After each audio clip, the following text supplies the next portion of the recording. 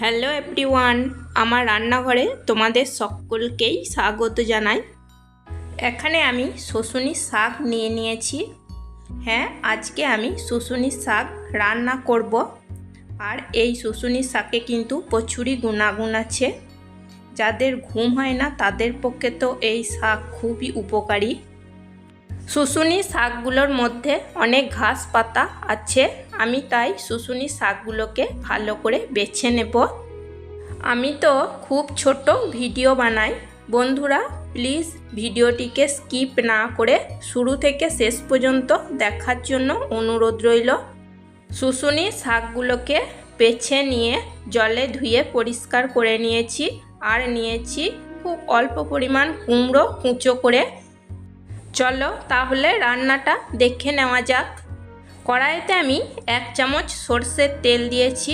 তেল খুব ভালো করে গরম করে নিয়েছি। এখন আমি দেব একটা শুকনো লঙ্কা এবং 8-10 কোয়া রসুন কুচো করে নিয়ে দিয়ে দেব। রসুন দিয়ে শুশুনির শাকটা রান্না করলে শুশুনির শাকটা খেতে ভীষণই টেস্টি হয়। রসুন কুচো তেলে নাড়াচাড়া করে ভেজে নেব। দেখো রসুন তেলে ভাজা হয়ে গেছে। এখন আমি বেছে ধুয়ে রাখা শুশুনির শাকগুলোকে দিয়ে দেব। শুশুনির শাকগুলোকে দিয়ে দেওয়ার পর হাই টু মিডিয়াম ফ্লেমে বেশ ভালো করে নাড়াচাড়া করে নেব। শাকটা ভালো করে নাড়াচাড়া করে নিলে শাকটা অনেকটা কমেও যাবে। দেব টেস্ট অনুযায়ী লবণ আর 1 চিমটে খাবার সোডা। এখন আমি মিডিয়াম টু লো ফ্লেম রেখে আবারও ভালো করে নাড়াচাড়া করে নেব। দেখো শাকটা অনেকটা কমেও গেছে। এখন আমি দিয়ে দেব খুব অল্প পরিমাণ গরম জল। আমি এখানে চিনি দিচ্ছি না, তোমরা এখানে 1 চামচ চিনিও দিয়ে দিতে পারো। আর ঝালটা তোমরা নিজেদের পছন্দ অনুযায়ী দিয়ে নিতে পারো। এখন আমি ঢাকা দিয়ে মিডিয়াম টু লো ফ্লেমে কিছুক্ষণ রান্না করে নেব। মিডিয়াম টু লো ফ্লেমে আমি 4 থেকে 5 মিনিট মতো ঢাকা দিয়ে রান্না করে নিয়েছি।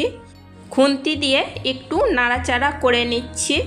ব্যাস তৈরি হয়ে গেছে কুমড়ো দিয়ে শুশুনির শাক। এই শুশুনির শাক রান্নাটা গরম ভাতের সাথে কিন্তু খেতে ভীষণই ভালো লাগে।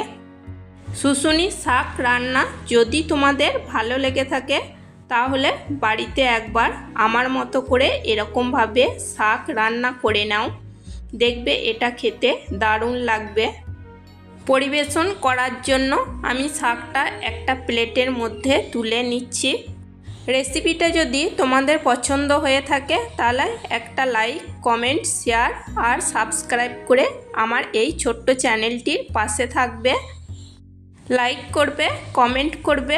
তোমাদের লাইক কমেন্ট আমার কাছে ভীষণই গুরুত্বপূর্ণ। আজকের মতো এই পর্যন্তই, আবার আসবো অন্য কোনো নতুন রেসিপি নিয়ে।